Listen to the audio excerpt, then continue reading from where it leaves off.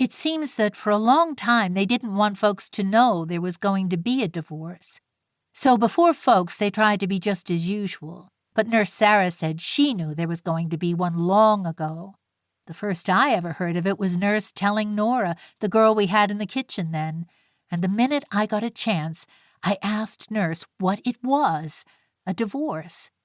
My, I can remember how scared she looked, and how she clapped her hand over my mouth.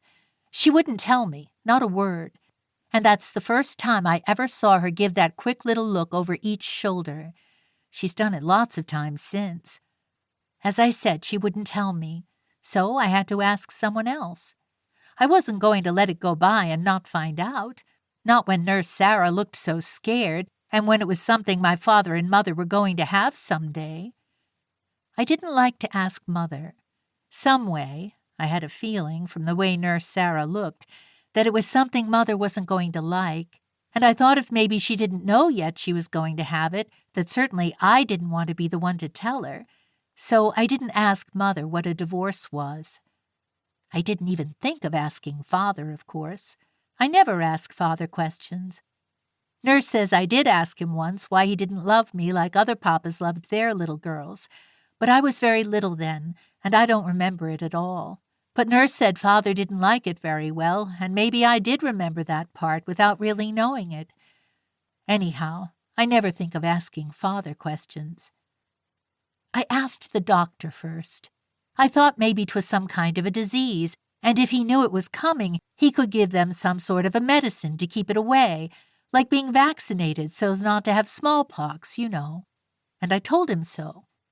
He gave a funny little laugh that somehow didn't sound like a laugh at all. Then he grew very, very sober and said, "I'm sorry, little girl, but I'm afraid I haven't got any medicine that will prevent a divorce. If I did have, there'd be no eating or drinking or sleeping for me, I'm thinking. I'd be so busy answering my calls." "Then it is a disease," I cried, and I can remember how frightened I felt. "But isn't there any doctor anywhere that can stop it?" He shook his head and gave that queer little laugh again. "I'm afraid not," he sighed. "As for its being a disease, there are people that call it a disease, and there are others who call it a cure, and there are still others who say it's a remedy worse than the disease it tries to cure. But there, you baby, what am I saying? Come, my dear, just forget it. It's nothing you should bother your little head over now. Wait till you're older." Till I'm older, indeed. How I hate to have folks talk to me like that. And they do it all the time. As if I was a child now, when I'm almost standing there where the brook and river meet. But that was just the kind of talk I got everywhere, nearly every time I asked anyone what a divorce was. Some laughed, and some sighed. Some looked real worried 'cause I'd asked it, and one got mad. That was the dressmaker.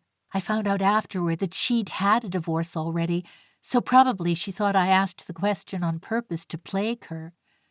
But nobody would answer me, really answer me sensibly, so I'd know what it meant. And most everybody said, "Run away, child," or "You shouldn't talk of such things," or "Wait, my dear, till you're older," and all that. Oh, how I hate such talk when I really want to know something.